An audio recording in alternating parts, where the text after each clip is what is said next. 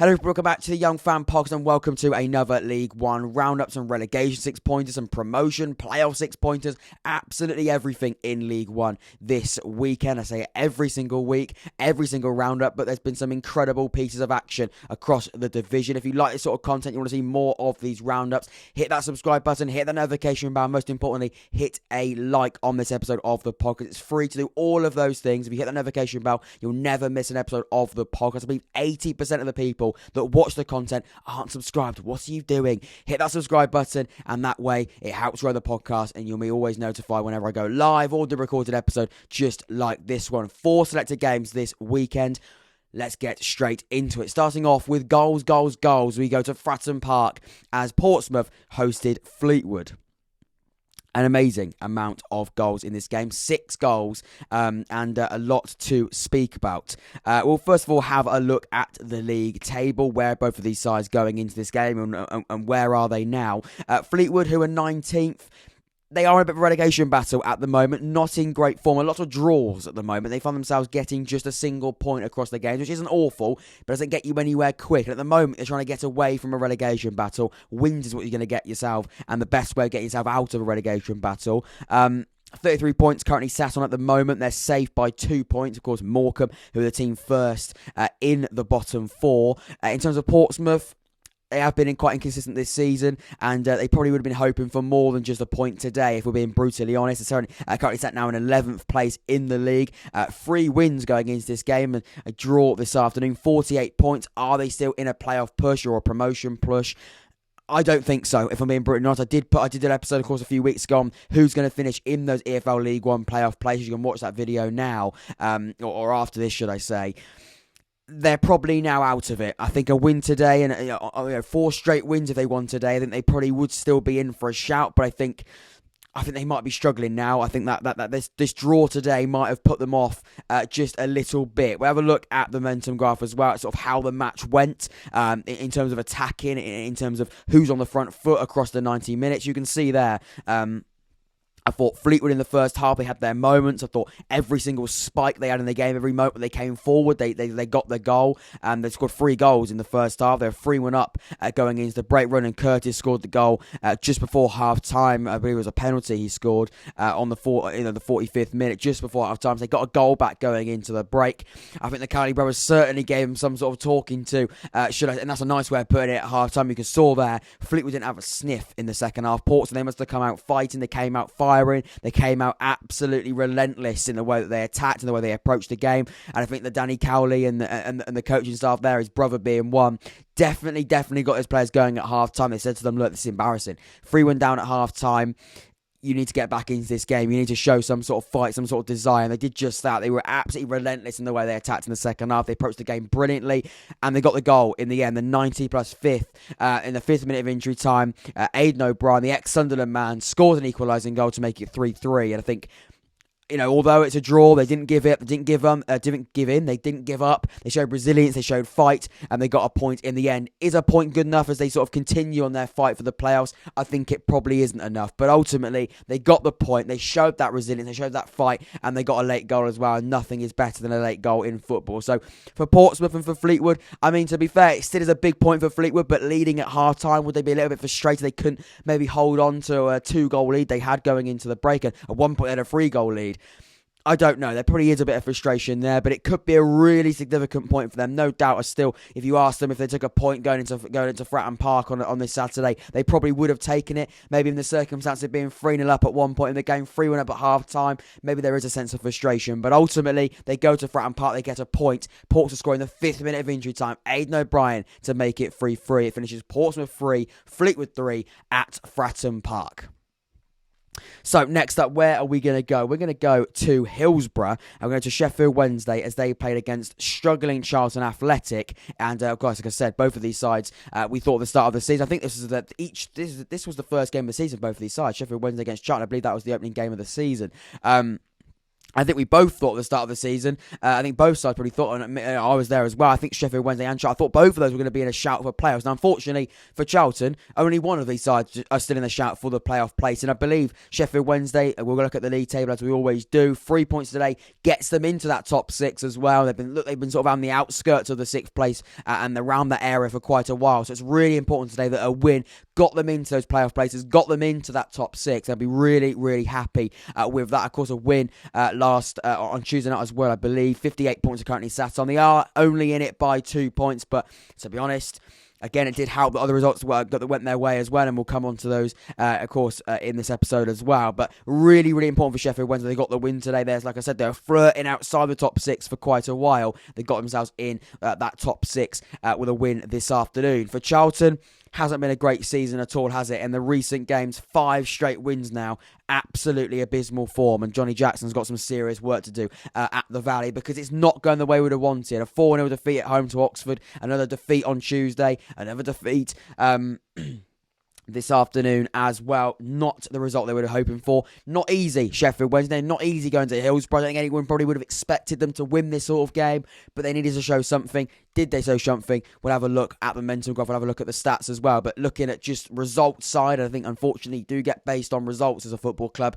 Not a good result, and these recent results have not been good enough. I think that's just the simple way of putting it. A size of a football club like Charlton, with the stature, with the history of the football club, they should not be 16th in League One. Unfortunately, reality hurts. 34 games of the season, that's exactly where they are. 39 points. I don't think, and it sounds strange, and please don't take offence to this, Charlton fans, it doesn't look like you're going to be in a relegation battle. I saw a few people say on Twitter, could they generally, if this gets even worse, could they actually fall themselves and get themselves into a relegation battle? I don't think they will. They have got quality in that side. They have got players that side. I don't think they're going to allow themselves to get into there.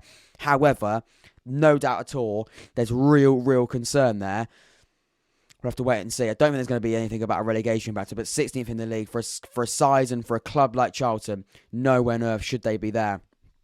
In terms of the game, I mean, it was a Sheffield Wednesday start to remember, really, wasn't it? A huge spike in the first sort of 10 minutes of the game. Sheffield Wednesday got their goal at that point as well. And the game sort of dined out slightly. The tempo dropped for both sides, really. And in what was quite a slow tempo moment, Sheffield Wednesday did have the sort of biggest chances there as well.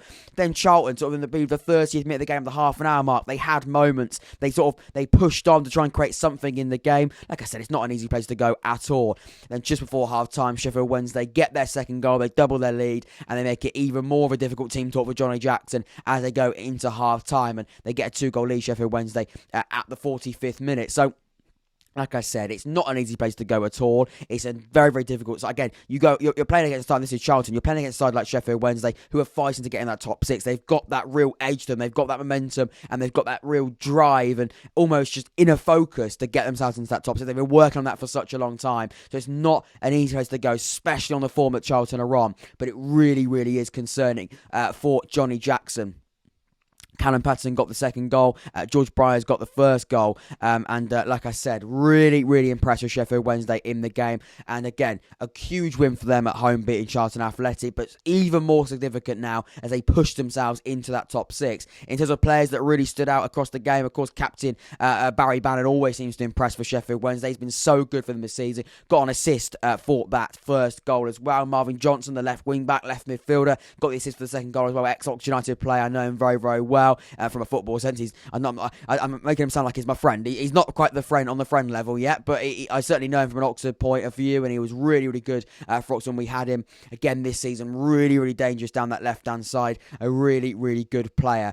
But like I said, for Charlton, not good at all. Really quite concerning. It finishes at Hillsborough. Sheffield Wednesday 2 as they push into the playoffs. Charlton Athletic 0. Right, let's go to, where are we going to go to next? We're going to go to MK Dons. We're going to go to the MK Dons Stadium as they played against Bolton in what looked like was going to be an absolutely gigantic game for both sides. But I spoke up to a lot of Bolton fans. A lot of Bolton fans watch it. I think a Bolton podcast even sort of clipped up me saying that it might be Bolton going to the final day to secure top six and get into those playoff places. I'm sorry, Bolton. I might have jinxed you. I don't believe in jinx usually, But I said a lot about Bolton maybe sneaking into that top six, the momentum, the form that they've been on, the wins they've got, the results that they've been putting in, and the performances most importantly as well. I thought they really could do it. Unfortunately, today, in what was a huge game, they didn't quite... I think turn up's quite harsh, but I don't think they got the result they would have wanted at all. And that's just the face of it. We'll have a look at the league table. Are Bolton still in the top six race? Let's have a little look. A defeat today doesn't help them. It really doesn't help them. But again, if we go a little bit lower, we can have a look at these recent results. We can. They beat Lincoln City. They smashed their Swindon 4-0. They did get beaten by Burton before that as well, beating us, Oxford United 3-2, Charlton 2-1. An amazing run. But MK Dons, I mean, they're on an absolutely magnificent run at the moment. They are absolutely brilliant. They beat Burton, they beat Wycombe, they beat Lincoln. They drew to Fleetwood, they drew to Ipswich, they beat Sunderland, they beat Charlton. They've now beaten Bolton. They're on an absolutely incredible run of form. They're third in the league. They're sort of sniffing Wigan a little bit. We'll come on to Wigan Sunderland in just a few moments, but they're sniffing on that automatic promotion second place area where Wigan are, now level on points with Wigan. Wigan have got a few games in hand, but they certainly are having a phenomenal season. And we spoke to Nick Harris on that episode. If you haven't watched that interview, not just an Oxford United sort of point of view would I watch that. Also, we looked at whole of League One. We looked at who we think we're going to get in that top six. He said that MK Dons was a surprise team this year. They have been absolutely brilliant. Third in the league, having a brilliant year. 3 wins now on the bounce.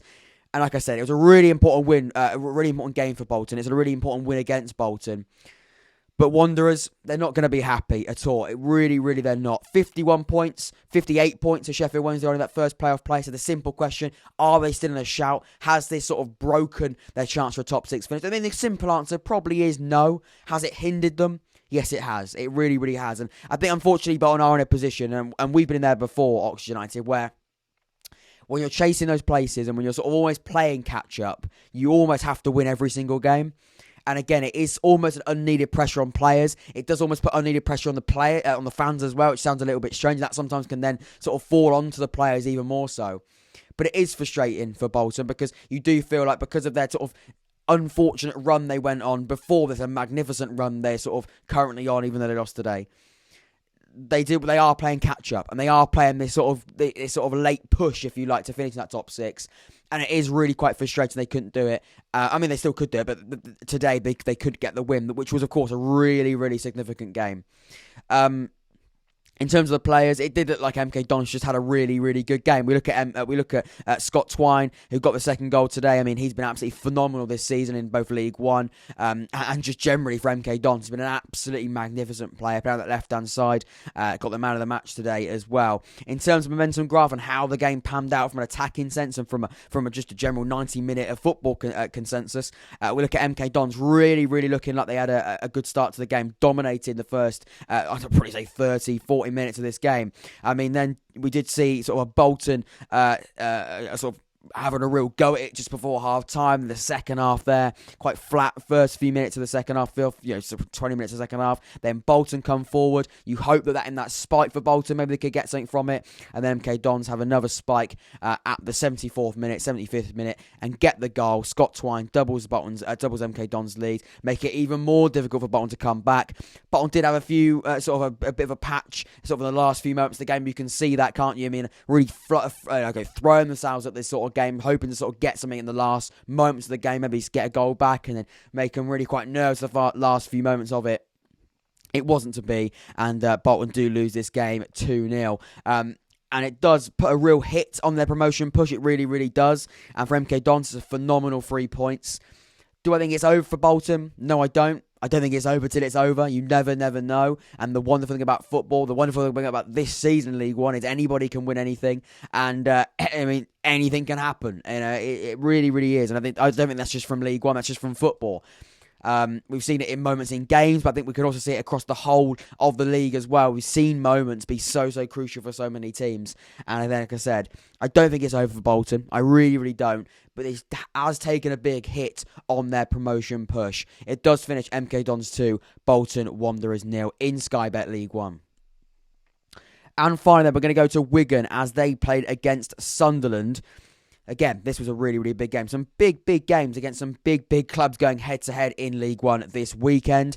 For Wigan, though, you felt they're playing against a Sunderland side that really, really aren't in good form. And Sunderland definitely probably are going to go into this game nervous because they're not in good form at all. It was important that Alex Neil got his first win. He probably didn't think it was going to be against Wigan, but it was. And that's the most important thing. They got the win, like I said, in really difficult circumstances. They got the 3 points, and fair play to Sunderland. They were absolutely brilliant this afternoon. They went to second in the league, and they were absolutely phenomenal in the way they did things. And like I said, Alex Neil probably didn't think his first win as Sunderland manager was going to come against Wigan Athletic, but the way they approached the game today from a tactical perspective, but also just generally going to second in the league in a really, really difficult place in terms of where the football club is, on and off the pitch, I thought it was really, really significant today. They got that win. In terms of league position going into the game, and now at this point in the game as well, Sunderland now get themselves back into that top six, which is so important for them. Getting back into those playoff places, like I said, it sometimes does need to take you to fall out of the top six to really, really go, wow, this is where we are as a football club. How are we going to get back in there? How are we going to get ourselves back into that top six? And it did take that. Sunderland were out of the top six.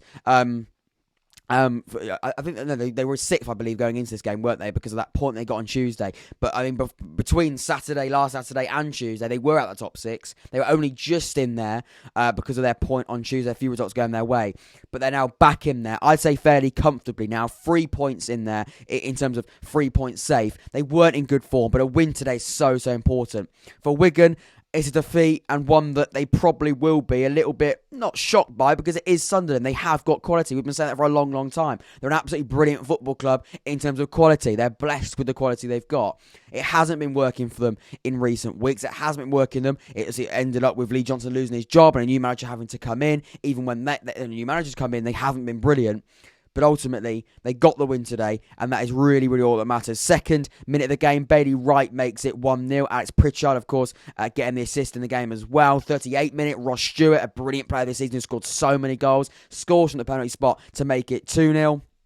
And then Ross Stewart scores again in the 87th minute to make it 3-0. In terms of the momentum graph and how the game panned out, we'll have a look at there as well. Of course, Wigan are in green and Sunderland are in blue. We saw Wigan, Sunderland have the start of the game that was really, really quite significant. They got their goal in that moment as well. Then Wigan had a big patch in the game. They got a goal, didn't get a goal, sorry, in that patch. That's the difference, really. Wigan, when they had big patch in the game, didn't take those chances. For Sunderland, they had a big spike in the game. They were on the front foot and they scored that chance as well. It comes down to clinical, being clinical in those areas, being clinical in those fine margins of games. And that's really, really significant for both of those sides. Game went quite flat for then a moment in the game, and then again Sunderland started knocking on the door, got the penalty, scored the penalty, and went into half-time 2-0. Second half, in terms of the amount of spikes, it was quite similar and quite familiar when you look at the first half. But I thought that Wigan, again, they had their moments, didn't really take their chances. Sunderland, they had their moments, didn't take all their chances, but got a penalty in the 87th minute, tripled their lead, and it is 3-0. In terms of how the game went from a statistical perspective, 57% possession to Wigan. Sunderland didn't have all of the ball. They didn't need to have all of the ball because they won the game 3-0. In terms of they have more shots on target. In terms of big chances as well, they have 3 big chances. Wigan didn't have any big chances in the game. And again, that comes down to chance creation, comes down to XG. And again, I thought today, in terms of looking at all of those different angles of statistics, I think Sunderland definitely deserved the win. And it was really, really important. They got back on track. They got their first win under Alex Neil. They got the first win in quite a while, really. Went to Wigan and got a 3-0 comfortable win in the end. It finishes Wigan 0, Sunderland 3.